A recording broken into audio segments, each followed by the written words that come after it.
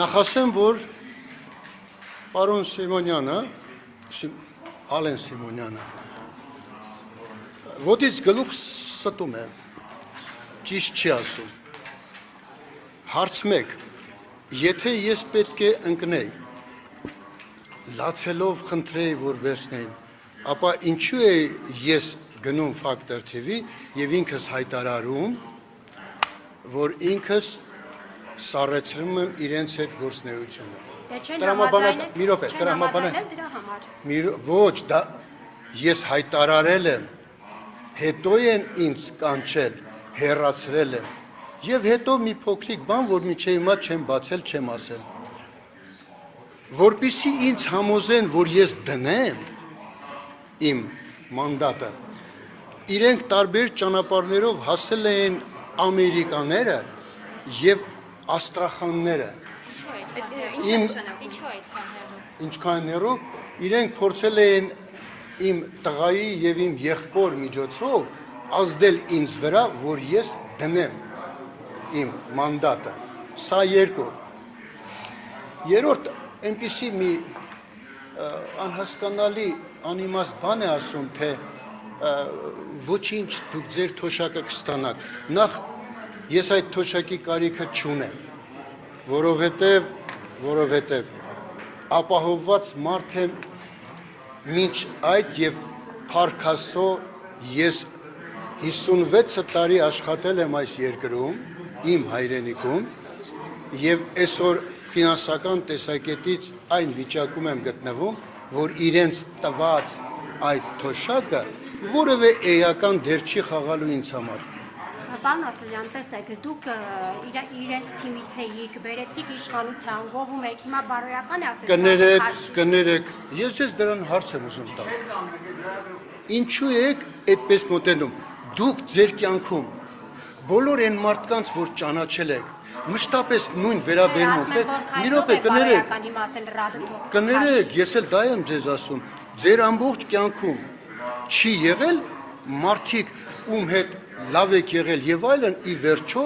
այդ մարդկանց հետ ձեր հարաբերությունները դադարեցրել եք, չի եղել, որևէ մեկը կա, որ կարող է ասել, որ այն մարդկանց, որոնց ինքը ճանաչել է ամենասկզբից, մինչև կյանքի վերջ այդ մարդիկ մնացել են իրա կողքեր։ Մի րոպե, հիմա շարունակեմ։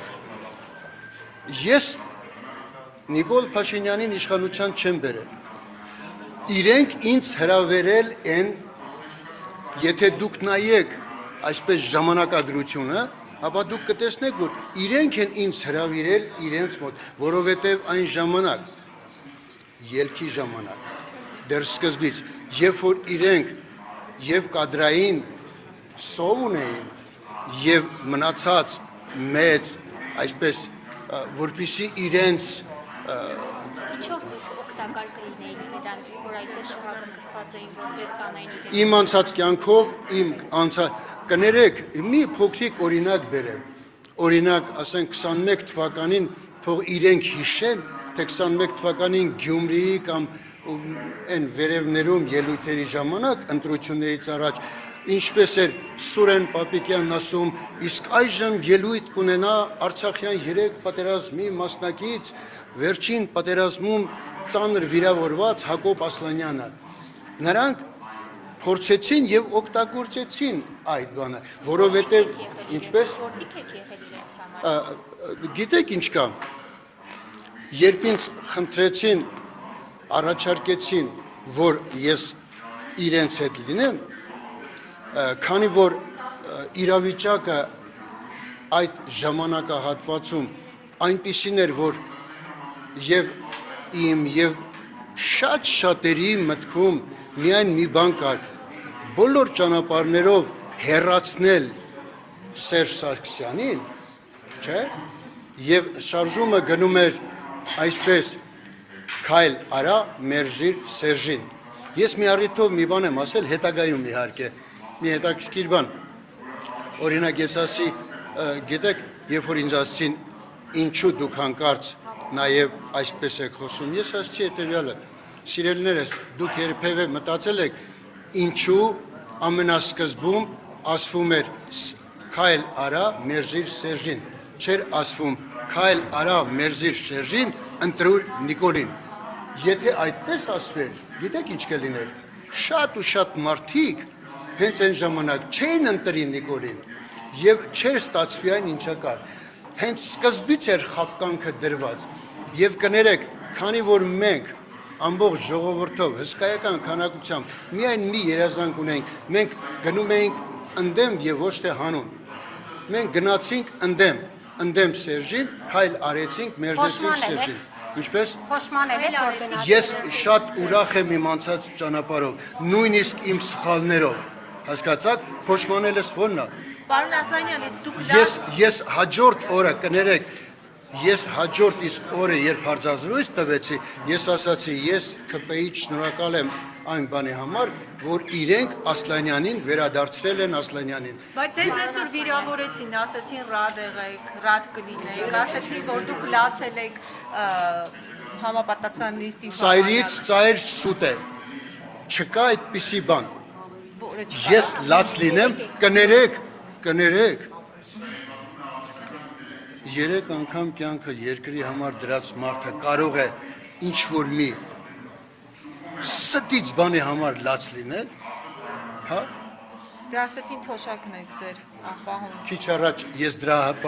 պատասխանն էլ տվեցի թոշակի վերաբերյալ։ Պարոն Ասլանյան, 2018 թվականին քայլ արեցիք եւ մերժեցիք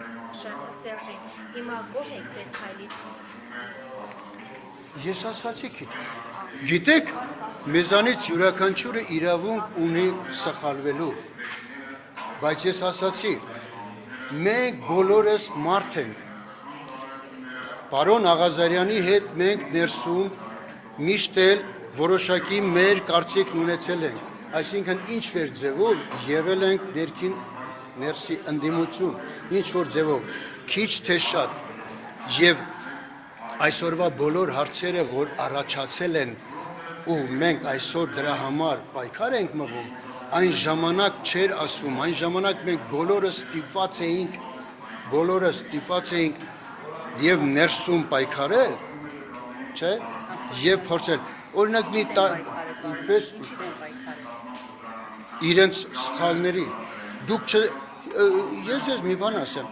դուք չեք նկատում, եթե ժամանակագրությամբ անցնեք, չեք տեսնում, որ ասենք պարոն Աղազարյանին եւ ինձ հեռացնելուց հետո Նիկոլ Փաշինյանի գործողությունները ինչքան անվերահսկելի սկսեցին դառնալ։ Այսինքն դուք եք վերազսպում։ Ոչ թե մենք զսպում էինք, այլ մեր գոյությունը այնտեղ որոշակի զսպողական բան էր։ Ինչի՞ց, բայց հանուն արդարության խոստովանում եք, չէ՞ որ եթե պարոն Աղազարյանի հետ հեռախոսային պատմությունը չլիներ, դուք դեմ դուրս չէիք գալու Նիկոլ Փաշինյանի վարած թե ներքին, թե արտաքին քաղաքական։ Շատ կներեք։ Մի օր պետք է այդ փուչիկը պայթեր։ Հիմա դա եղավ պարոն Աղազարյանի հետ կապված, բայց հասունանում էր այդ բոլորը։ Եթե դուք մտածում եք, որ պարոն Ասլյանը մշտապես մնալու էր այդ կատեգորիային, սխալվում եք։ Ամեն ինչ հասունանում է ժամանակի եւ բայց տարածության մեջ։ պատերազմից հետո, պարոն Ասլանյան, տպավորություններ, որ դա պիտի փուչիկը պայթած լիներ արդեն պատերազմից հետո, բայց դուք մնացիք խմբակցությունում։ Որովհետեւ դեռ հավատում էի։ Ինչին էիք հավատում։ Լավ, Հավատում էի այն խոսքերին, որ ի վերջո ճիշտ սկզբունքներով եկել են մարդիկ, ովքեր այն խոսքերը ինչ ասում են, ինչպես ամեն մարդ դիմացինին մոտավորապես դիմացինին հիմնականում գնահատում է այնպես, ինչպեսին ինքը կա։ Ես հավատում էի, որ իրենք չեն ստում։ Երբ ձեր հավատը փլուզվեց։ Ահներ չի որ։ Բայց հարց եմ տվել, թող պատասխանի։ 23 թվականի սեպտեմբերից հետո երբ Արցախը ամբողջությամբ կորցրեցին, դուք էլ ինչի եք հավատում, որ մնացել եք այդ թիմում, պարոն Ասլանյան, 3 պատերազմի մասնակցած մարդ։ Չգիտեմ, բայց ինչ որ ձևով դեռ հույս կար, որովհետև գիտեք ինչ կա, տեսեք հիմա ինչ է կատարվում։ Նիկոլ Փաշինյանը շատ հոյակապ ձևով կարողանում է օգտագործել այն մանիպուլյացիոն գաղափարը, որ եթե ես չլինեմ, դա Քոչարյանը, իսկ ժողովուրդը Քոչարյանի նկատմամբ մի լրիվ ուրիշ մերժողական մոտեցում ունի։ Եվ գուցե եւ դա է, Գուցե ես դա է, բայց ասացի քիչ։ Դա պայթելու է։ Վաղը այսօր կլներ, վաղը կլներ, հետո կլներ, լինելու է։ Իսկ ձեր հավատը երբ փլուզվեց, պարոն Ասլանյան։ Մի անգամից չի փլուզվում։ Հավատը այն ժամանակ փլուզվեց ամեն ինչ, երբ որ ես կարդացի այն նյութերը, որ վարչապետն ուղարկել էր, եւ ես պարոն Կոնջորյանին ասի, որ ես շոկի մեջ եմ, Ինչ նյութի մասին է խոսքը։ պարոն Աղազարյանի վերաբերյալ, որտեղ մեղադրվում էր իմ ընկերը, առաջերտին տենց վերցնենք, մեղադրվում էր պետական դավաճանության մեջ։ Ես ասացի, որ ես շոկի մեջ եմ։ Պարոն Կոնջարյանն ինձ ասաց, ինչ շոկի մասին է խոսք, ասի, ես այստեղ պետական դավաճանություն չեմ տեսնում։ Ինչ եք դու, բա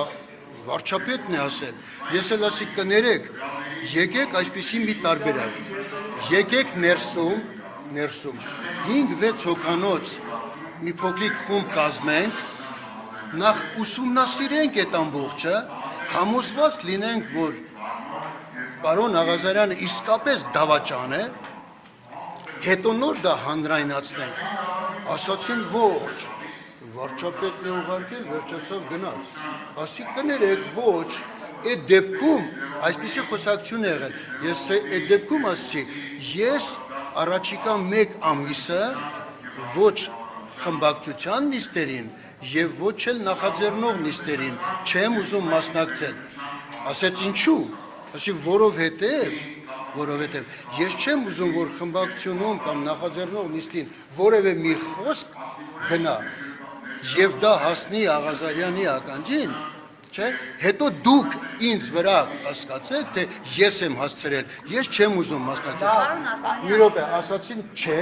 ես էլ հաջորդ օրը գնացի, ասի որ ես ինքս դադարեցնում եմ իրենց գործունեությունը։ Ինչով եք բացատրում, որ իշխանությունը Արմեն Սիմոնյանը այսպես մի կողմ թողնելով ընդդիմադիր հիմնական ուժերին, որ շարունակաբար թիրախավորում են, անցել են այսպես պատկառելի տարիք ունեցող նախկին, ինչով եք սա բացատրում, որ արդեն ձեզ էլ չեն Որովհետև երեք ես շատ ցավալի բառով եմ ասել, որ 2 ամիս է մնացել, ձեզ պետք է ռադանեմ։ Համոզված եք, որ 2 ամսից հետո համոզված եք, որ ռադեկան։ Ես կարծում եմ, որ ժողովուրդը պետք է ոտքի կանգնի, ու ես կարծում եմ, որ իսկապես այս անգամ ժողովուրդը պետք է հանուն գնա եւ ոչ թե ընդդեմ։ Եվ որպեսզի այսպես ասած Ալեն Սիմոնյանին հուշկու պատասխան տակ, պատրաստ եք հայտարարել, որ այն թոշակը բարձր, որ ստանալու եք, դա օրինակ ինչ-որ նվիրատվություն կանեք ամեն տարի, որ տպավորություն չստեղծվի, որ դուք հանուն թոշակի պայքարեցիք։ Կներեք, ես նվիրատվություն հիմա էլ եմ միշտ անում, ի տարբերություն շատերի, չեմ նկարահանվում, չեմ ցույց տալիս, բայց իմ նվիրատվությունները այնպես է, որ մարդիկ ուղղակի ստանում են։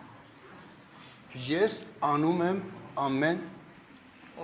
հնարավորության, Հիմա էլ եք անում, այո, բայց երբ ընտրությունների օրը հայտնի է դառնում եւ դուք էլ պատրաստ չէ, հիմա կոնկրետ հիմա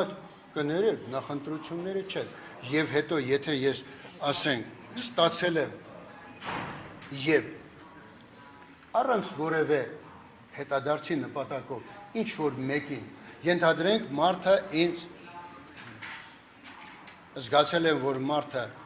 հնարավորություն չունի, որոշակի օգնել եմ։ Պաղպաղակ եք գնել օրինակ։ Օրինակ, չէ, սիրելիներս, ուրեմն որևէ մեկը չի կարող ինձ մեղադրել, որ ես դա շահադիտական նպատակով եմ արել։ Բացարձակապես, որովհետև ես հիմա չեմ անում, մի ուրիշ բան էլ ասեմ նա, օրինակի համար ես մի անգամ ասի, որ շատ քիչերը կարող են այնքան բարեգործություն արածելն են, ինչքան ես, ասցին ինչու, ասի որտև հաշվեք, 90 թվականից պատերազմը թողնենք միջով, մինչև 16 թվականը, ես ամեն տարի, ինչքան որ ռեպետիտորություն եմ արել, իմ ընկերների երեխեքին, իմ հարևաններին, բոլոր, ոնց ասեմ, ամեն տարի ամենակիչը 1-2 երեխա ես ձրի պարապել եմ, ձրի, առանց որևէ նպատակի, եթե այսօր դուք գնաք 8-րդ մասի ու դուք տեսնեք, ասենք, արծիվից մինչև ներքև այն գազոնների վրա ծառերը, որոնք աճում են, 90-ական թվականների կեսերին ես հավաքելով այդ երեխեքին, իմ ուսանողներին, այդտեղ ծառներ եմ տնկել, դիմաց այգի կա, հսկայական քանակությամբ գործ եմ արել, բայց ես բացարձակապես